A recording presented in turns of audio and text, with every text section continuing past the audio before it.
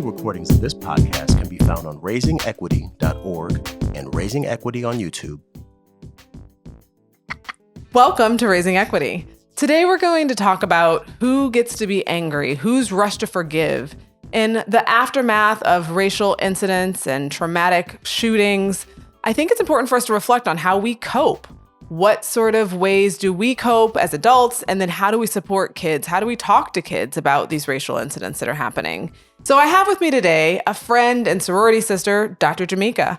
She owns her own private practice, Emergent Psychological Services. She's also the director of the Applied Educational Psychology and School Psychology programs at Webster University, on the board of the Missouri Psychological Association, and a past president of the Association of Black Psychologists, chapter here in St. Louis. So I'm really happy that you're here with me. Thanks for joining me, Dr. DrKira. Thanks for having me. So this question of, right, in the aftermath of these incidents, what are the different ways that people cope?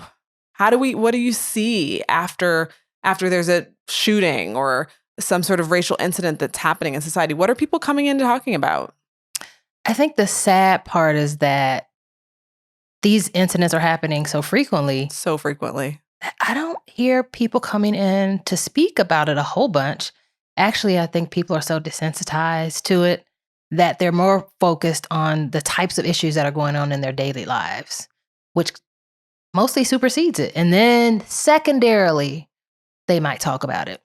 But it could play into their anger, but usually it's something else that's prominent in their lives. And that makes sense. I'm also thinking back to when we really were in the trenches together in the Association of Black Psychologists chapter here in St. Louis after Mike Brown's murder.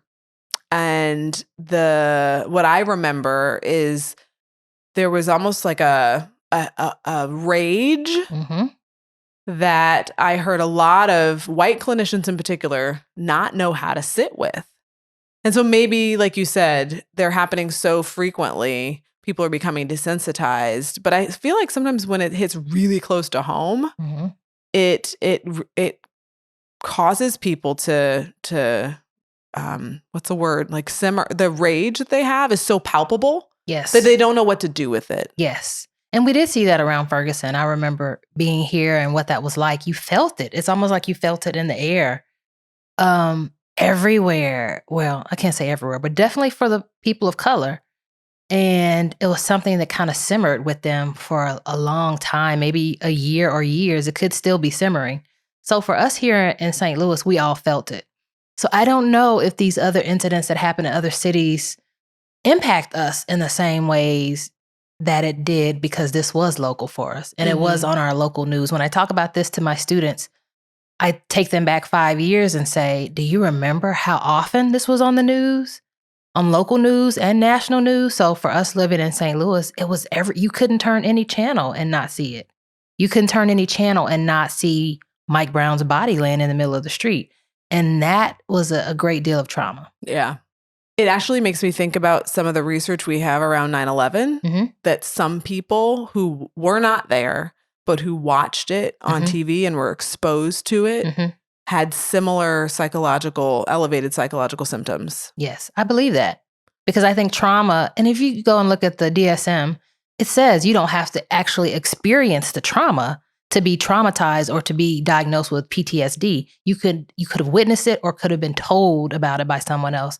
9/11 definitely qualifies. It was everywhere. Yeah. And so I think it's important for us to realize that in some ways, even though these incidents aren't happening in our town, that it's vicarious. Yes. I think about the Amy Geiger, Botham Jean case that just ended. And that was gripping for a lot of folks. It was. And triggering. Yes. For lots of people. Like, I know when I thought about it, when the case first happened, I remember thinking, gosh, this could have been anyone. This could have been any of us sitting in our home and having someone wrongfully come into your apartment or your home and kill you. It's a very scary thing. So yes, we were happy that she was convicted. And the 10 years, we weren't really happy about that. But now to know that she's appealing, it's a little bit crazy.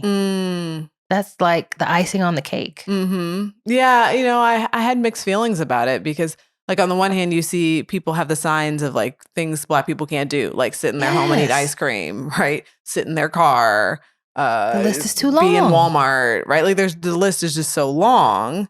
And so it is triggering in that sense of like, we can't be safe anywhere. Because where is that list of things we can do? What is exactly? There's not a list because there's nothing we can do. Right. I mean, even recently, like you can't be in your home playing video games, right? Like with your nephew, right? And so there was a piece of me that was saddened by that. I'm a kind of an abolitionist at heart, so I don't rejoice when anyone goes to prison because I don't think prison is about reform in our society. And it's not. Right. And it was in the sense that our laws are set up and people are supposed to be held accountable in the same ways. It makes sense that she was convicted. But what people made such a big deal about, remember his brother hugging her. Yes, the forgiveness. Right. And so what were your thoughts when you saw that? I had a hard time with that one because I thought about if it was my brother or sister, would I have reacted in that way? No, I could forgive her one day in my heart, but would I have done it publicly? No. And I guess my reasons would have been like, I don't want to tell my community that this person is off the hook. I would not want to have sent any message, directly or indirectly, that this person is off the hook, or that she does not need to be held accountable for. So I would have been careful about that. Right. Yeah. And, as I watched it, like I think about forgiveness as being something that you do for yourself, not just for the other person. So there clearly was something in him that made him feel like I need to do this for me. I'm assuming. But my hang up, the rub for me was that so often, and the way that picture and that footage got played, as Black folks, we get pushed to forgive. Yes. Like no one wants to sit with the rage. No one wants to sit with the anger. No. But we really just want to focus on, well, go ahead and forgive that person. And what gets me is it also falls into like the individual analysis of things rather than thinking about systemic, right? Like the whole system's broken. So whether I forgive this person or not, like it's not just about these individual acts. Right. It's about the community. So that would have been my issue. Yeah. But I also didn't knock him for doing it because like you said, forgiveness, sometimes it's about the person. Maybe he needed to get that off his chest to feel better, to sleep better at night. Maybe that's what he was taught. That maybe that's how he was raised. Maybe that's part of their religion. I'm not sure. Yeah, I don't know, but I do think a lot about like who gets to be angry, like whose anger gets to be tolerated and whose doesn't. Well, not Black folks. Yeah. There's a researcher, I think his last name is Martin, who does research on anger, and he talked about the fact that we often think of it as a bad emotion, like something we don't want that causes us problems that we have to work to manage. And that actually we should be appreciative of our anger because it can cue us into places where there's injustice. Yes. Where we want to maybe be motivated to change things, and that our anger should be understood as possibly a helpful. It's just like our sadness is pointing to maybe a grief or a loss or something we long for. Our anger is also pointing us towards injustice and places where we want change. And so to not think of it as a bad emotion. I don't know, in your practice, do you find people who are feeling like they don't want to touch their anger or their anger is bad? Yes. But I see that mostly from women. Interesting. I don't see that a lot from my male patients. Well, and that makes sense. I mean, guys are socialized like it's almost more acceptable for them to be angry than for women. They can be angry. They don't have a problem with it. But women, they're like, I shouldn't be angry. And I'll be like, yeah, you should. You should. This is the time. But I think for women in this country, we don't often know when that time is. When is the time that I'm supposed to be angry internally or visibly? And two different things. But for women, the society tells us we should never really be angry externally. Right, like we shouldn't show that. Yeah, because that looks bad. You look like an angry, especially for Black women, you look like an angry Black woman. Right. And you don't want that title. Right. Yeah. But I guess in the last few years, I've been doing some work with generative somatics, which is a really amazing kind of politicized healing theory of change and an embodiment of new practices, thinking about, okay, as we dismantle these systems of oppression, what practices are we putting in place to step into what we're trying to create? And they talk a lot about anger being generative. And just like love is a very powerful emotion. Mm-hmm. So is anger. And people talk about, I can't touch my anger. That's like caused genocides and wars. Well, so is love. Yes. And we don't shy away from that. Mhm. Right? Huh. So in your practice, do you work with any children? I don't work with children Mhm. or teens. I only work with adults, so anyone over 18. But I do work with a great deal of geriatric patients as well. Mm-hmm. So, but across the board, anger is just not something that we're socialized as people of color to feel, to experience, or to express. Yeah. Yeah. So what do you tell people to encourage them to be able to tolerate that emotion that we all have? Well, I try to encourage them to sit with it, to be with it, to feel it, to journal about it, to maybe talk about it, to maybe do something to get it out, whether it's fitness. A good exercise is boxing for that. For angry people or for people who have anger issues, boxing is good because it gives you a target. It gives you something to release the anger on. So I talk to them about different ways. Sometimes in families, though, it's conversations that need to be had. Like what? Like some of my patients that have been sexually assaulted by family members, but there's never been that acknowledgement of wrongdoing. Mm-hmm. Sometimes conversations need to be had. I don't know if it's mediation, but conversations need to be had where there is some acknowledgement of their pain or abuse. And lots of times that hasn't happened. Mm-hmm. The people don't want to touch it. They don't want to touch it. No, I didn't tell because she wouldn't believe me. I don't want to tell as an adult because they still won't believe me. Or I did tell when I was a child and they didn't believe me and they told me to just sweep it under the rug and get over it. Mm-hmm. Or I was abused by multiple family members and I still continue to go to the same family functions 30 years later with those people because that's what I'm expected to do. Mm-hmm. So it's that type of really minimizing their pain and their suffering because they feel like there is not a space for it. Right, right. Gosh. So I'm thinking back to what we were talking about in terms of Black people's anger not being tolerated after these racial incidents. Mm-hmm. What are some ways that we can make space for it? Like you said, around sexual assault, there's some conversations that need to be had. Like, what do we need? What conversations do we need to be having in our community or in our families about navigating these racially traumatic events? Well, I think what you just said is a key point for people of color. Sometimes we start by having these conversations in our homes with our family members, with friends. Sometimes in our communities, we can have these conversations. And I think the conversations is really the first step where it all starts before any change really occurs. So talk about it rather than just try to act like it's not happening. Because some people will say, well, they're kids. We want them to remain innocent. We don't want to talk about it. We want them to be in a bubble.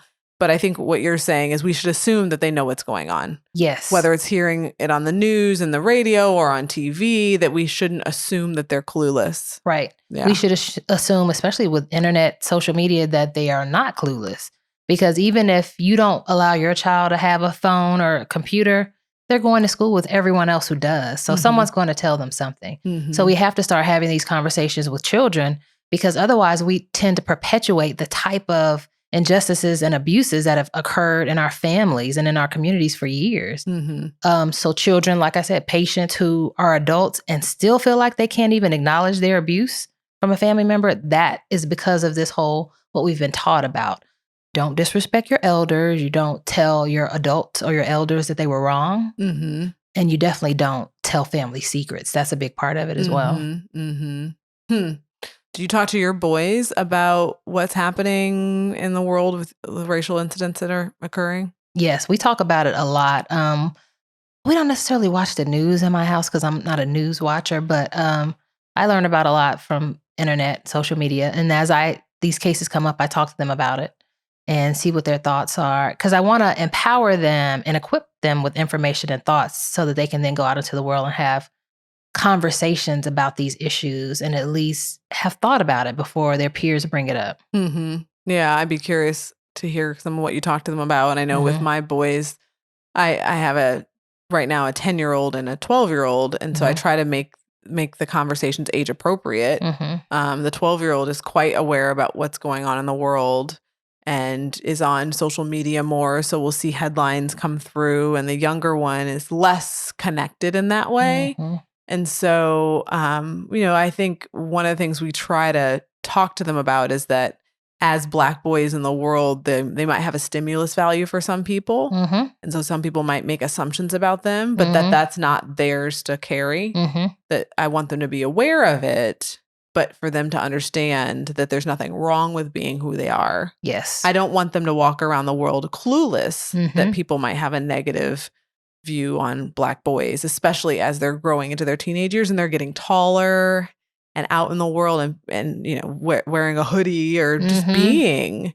But I try to make sure I separate those ideas that people have from who they are. Mm-hmm. Do you have those similar conversations? I do. And I tell you, one of the scary parts of raising boys is that Black boys in particular is that, like, my oldest one is driving now. He has a car and he drives. So what you remember the conversations before they get into the car the first time have to be, what do you do if you get stopped? This is what you do. Insurance, license, registration, hands here, do this, call me, don't do this. Speak in this tone, speak at this pace. It's all very real because if they get pulled over 9 times out of 10, it's probably going to be by a non-color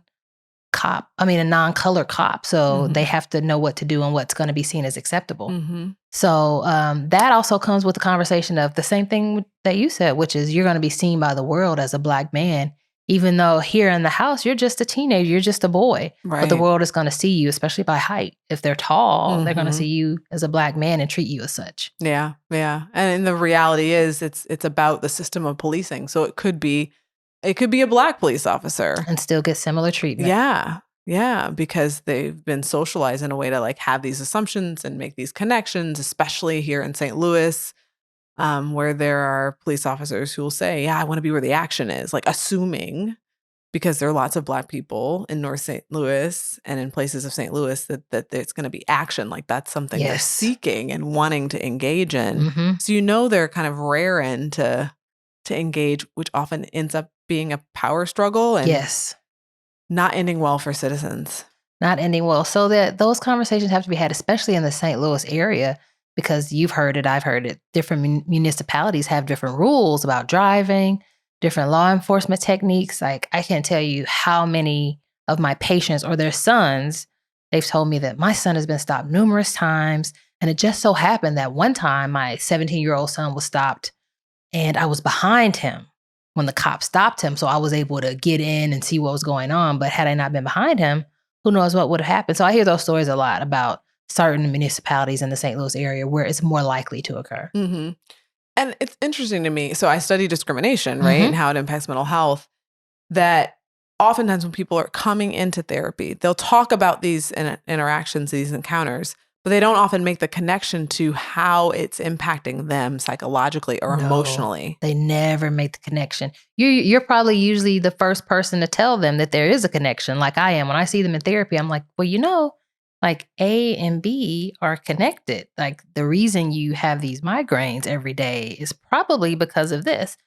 And they're like, really? Why do you think so? And then I'll lay it out for them and then they'll be like, oh, okay. But they've never, because I think as Black people, we haven't been taught and raised to be sick, really to be Mhm. victims. Well, I think also it's in our experiences, any person who has a marginalized background, you have to find a way to keep living. Right. Survival. So part of my research is understanding that not everyone who's experiencing discrimination has negative mental health effects. And so I want to try to understand like who, when, where, why, so that we can maybe buffer people from the negative effects. And if we find out ways that helps people cope, we can exacerbate, we can increase that sort of resilience or coping. So what have you found so far with Yeah, that? Like who fares better? Right. So in terms of racial identity, which we both have an interest in, people who are at greatest risk for experiencing mental health symptoms in the context of discrimination are people who see race as a central part of who they are, but ideologically really want to be a part of mainstream. Oh. And so I think about that as like kids at the lunch table in the cafeteria, right? Like if I am quite comfortable being at the drama table or the orchestra table, and I don't need to sit at the cool kids table. Like I don't need that. It's a part of who I am that I'm a drama kid. And ideologically, I don't need to be at that cool kid table. If I get rebuffed, if I experience discrimination from that table, I don't internalize that necessarily as being about me. I might just be like, well, that's what they do. That's the dynamic. Yeah. But if I really ideologically like want to be at that table and it means something to be at that table and I experience discrimination, I might internalize that to be like, there's something wrong with me because I really wanted that.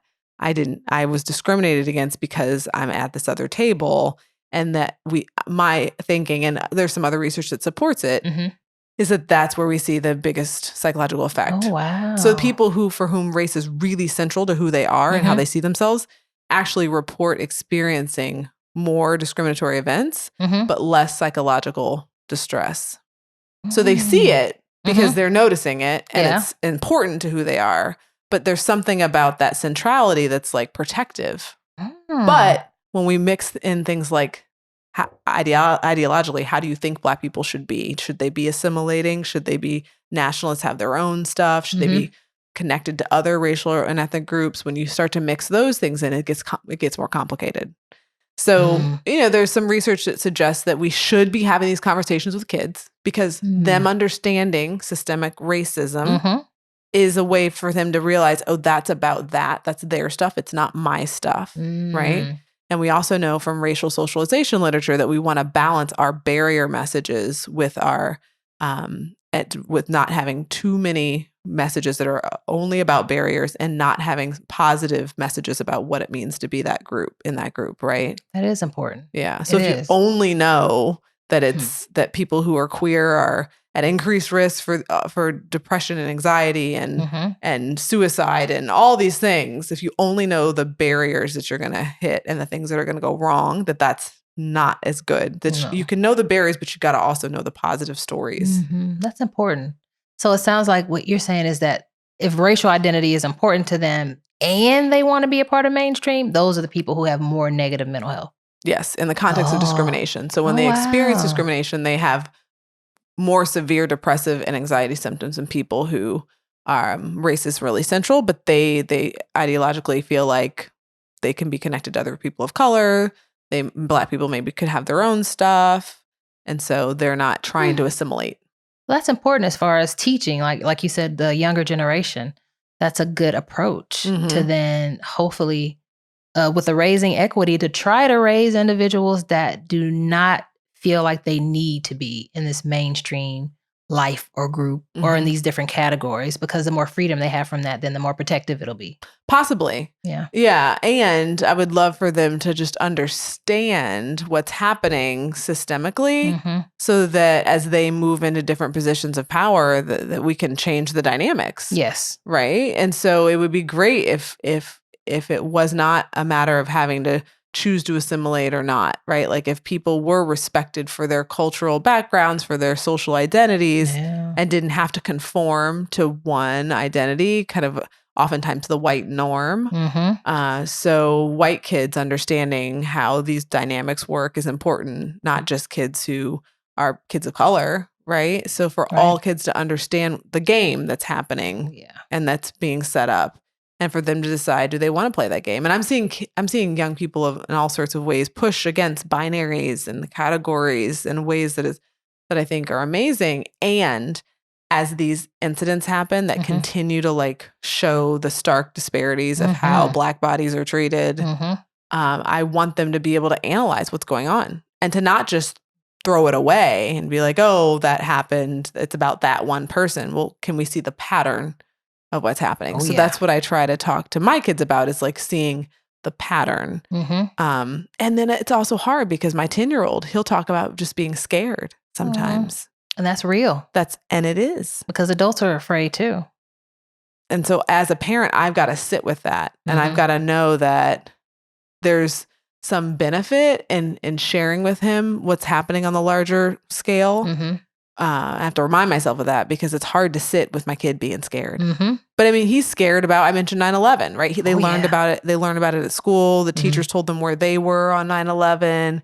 We're talking about going to New York. He has a dream about 9/11 happening while he's in New York, right? So I think I'm sharing that to say that I don't think we should not talk about race, class, sexual orientation, gender identity for fear that they might get scared, because they get scared about other things too. Yes. And we support them, and we know they need to know about 9/11 or Pearl Harbor, or right? Like they need to understand what's happening. So we need to be able to tolerate it around social identities. Yeah. And it is hard as a parent, but you have to have the conversations because that's part of how you equip them with what they need to walk out the door into the world. Yeah. Yeah. As you were president of our chapter of the Association of Black Psychologists, like, is there anything that from your time in that position that you would share with folks that you learned about being Black and being a psychologist? I don't know if I learned it so much during that time, but I can tell you what I did learn during that time is that we have some really good Black psychologists in the city of St. Louis that are an older generation that did so much more social justice and work than we do. Like Dr. Williams and Dr. Cross and all those people, they pulled together to have a community health center where they treated people years ago, like in the Midtown area. I think it was right off of Union and Delmar, where they treated African American patients like in the 60s or 70s. That was so progressive. And these professionals came together to do that. So they were all psychologists. So those type of great things I learned about them and what they did and how they have instilled so much hope in us. And they're kind of sitting back waiting, like, we want you to do all these things now because you have the money, you have the social media, you have all these things, and they're expecting these things to happen. But it's been very difficult because we're all so busy now with all these other things that have come up. But so I think that's probably the biggest thing I learned from them, like learning about what they did and their expectations. Interesting. So feeling like a little bit of pressure, yes, as the new generation that we need to get our stuff together. Yes, what to do, because all these people have families and everything and careers and spouses, but they still found time to come together and do these things. And they had a really systemic approach to the city of St. Louis and how to treat mental health. And to push back just a little bit, these were men. Yes, they were men. So they had a spouse at home that were taking care of their children. Right. So, and I think they maybe had one female. She was present and active.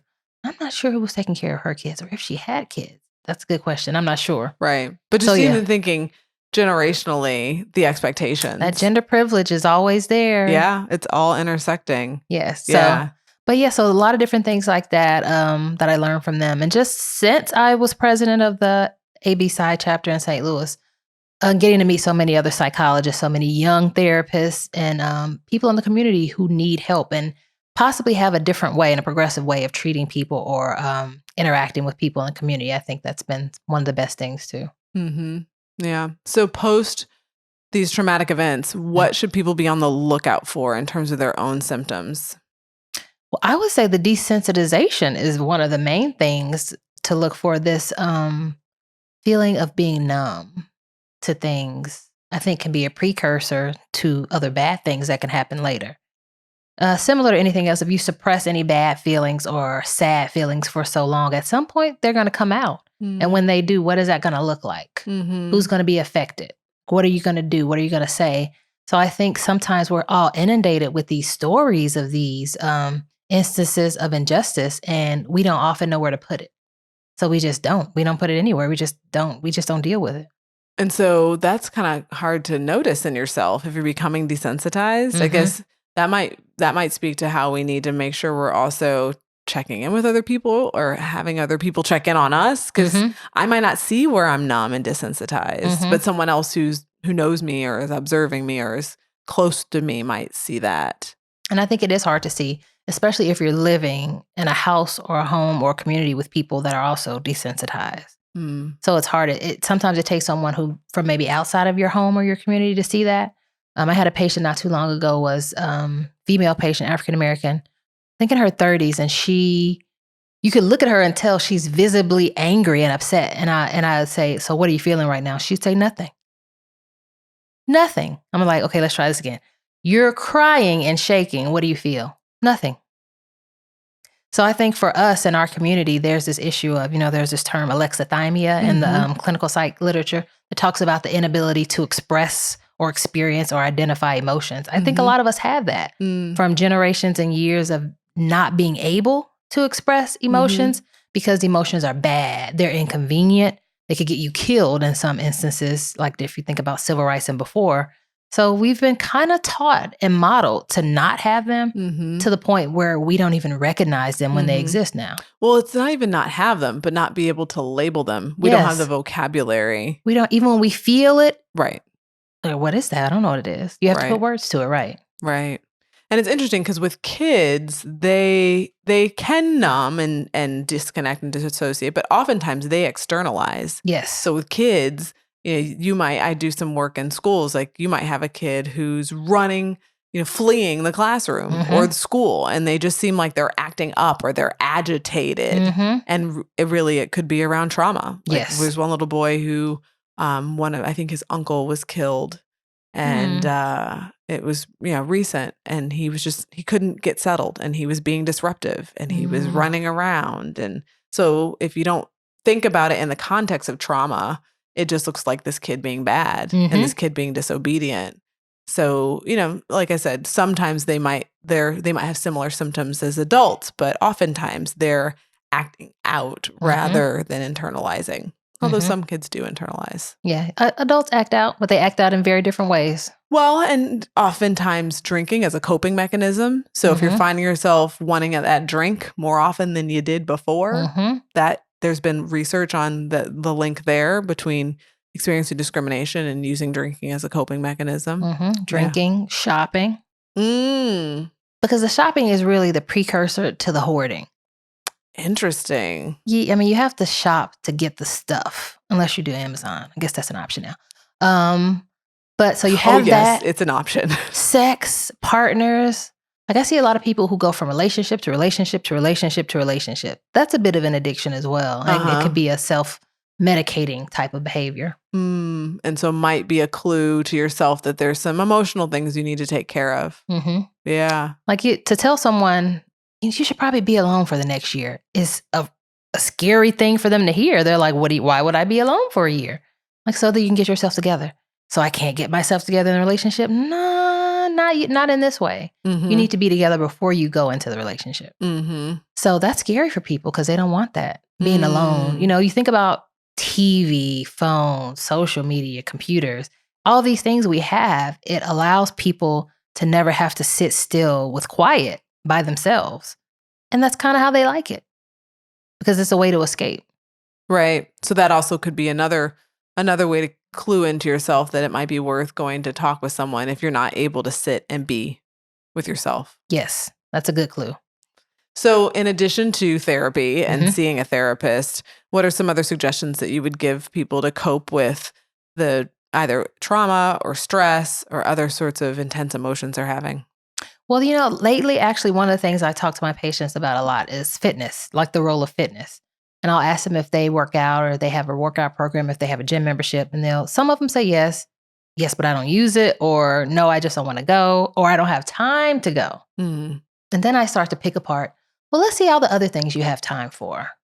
And then they're like, okay, so I do have time. So fitness is a good thing for people with anxiety. It's one of the best things they can do is to work out because it gets rid of all that bodily energy they have. So then they don't have the energy to really be anxious or to have anxious thoughts or to be restless or irritable because it's gone. They've burnt it all off. So that's one of the best things they can do. Yeah. And it's also good for mood, depressive symptoms because of the endorphins. And I have a colleague who does research on exercise and addictions and gambling. Yeah. It's good for that too? Yes. Well, if you think about it, it's similar to kind of with the anxiety. It can curb some of the impulsivity. And they say that kids with ADHD also need to make sure you keep them active. Yes. So it doesn't make the impulsivity go away. But it makes them too tired to do it. With kids, for sure. With adults, it can just help to kind of curb it enough so that they can then decide to not gamble or not engage with this addictive behavior. Yeah. It just gives them a few more seconds of decision making. Think about it. So diet is another thing too that I tell my patients a lot about. I always try to sit and look at what are you eating every day? Because what you're eating could impact how you feel. You could feel bad because you eat bad. When you eat a lot of processed fried foods, a lot of sugary drinks and foods, it's just not good. So I talk to them about that. Sleep is important, and we have to work on. Everyone doesn't have good sleep or sleep patterns. So I talk about that. Usually medication is the last thing we go to because there's so many other things in modern society that they can do. Acupuncture, I recommend that a lot for patients, especially if they have anxiety. Sometimes chronic pain, I recommend that for pain too. So I try to do a lot of things to get them on track in addition to talking about things that they maybe have never talked about before. I think that's good for people to know because they often think about therapy as this kind of very Eurocentric, luxurious thing where they just go and talk about their problems. But for them to know that therapy can also be about problem solving and it can be solution focused, and you might even be referred out to some other activities or practitioners, that it doesn't have to just be sitting back on a couch talking about your feelings because that can feel overwhelming to some folks. Yes. And again, it could be too much pressure to identify things that you don't even know are there. That's a lot because if you haven't felt or expressed these emotions and then you're put on the spot and be like, so what is this? What is this? That can be a lot. So sometimes the conversation centers around many, many other things that are directly or indirectly related to their core issues. Yeah. And I'd say for kids, it's just important to know that there are therapists for kids. Like if you see your kid is having anxiety or worries that impact their life and have an impact on their daily activities, that they also can go to a therapist, and they sometimes do play therapy. Yeah, that's a good one for kids. Yeah. Art therapy is a good one for kids. Yep. And a lot of the therapists or counselors that work with kids have this huge toolbox of things that they pull from, which could be music, play, art, movement, other things. So it's a good thing. They have to be really skilled on what they do because it's not easy to get information from kids. It's much easier for me to get information from adults because adults are skilled at talking and answering questions and digging deeper. Kids, they don't have those same skills. Yeah. Well, interesting. I'm appreciative that you came and talked to us because I think sometimes we don't reflect on how we cope after these incidents. They just happen. And like you said, we become desensitized, we become inundated. There's one more incident, there's one more comment, there's one more shooting. Yeah. And it is exhausting. And so sometimes we just disengage. But then there also are other ways that might be maladaptive that we're dealing with things. So I appreciate you sharing with us. Thank you. Yeah. So if people want to follow you or learn more about you or your practice, how can they find you? You can find my website at www.emergentpsychologicalservices.com. On Facebook, it is Dr. J Psych Doc. And on Instagram, it's the Dr. Jamika. Awesome. Well, thank you all for joining me. Hopefully you've gotten some time to reflect on how you cope after we've been inundated with incident after incident. What's coming up for you? How can you reflect on your own behaviors and maybe do something to support yourself, to support your resilience, to support the resilience in the young people that you have in your lives? Because we all are impacted and we all have different ways of coping. It's a matter of being intentional about making sure we're supporting ourselves through our coping strategies. So thanks for joining me on Raising Equity.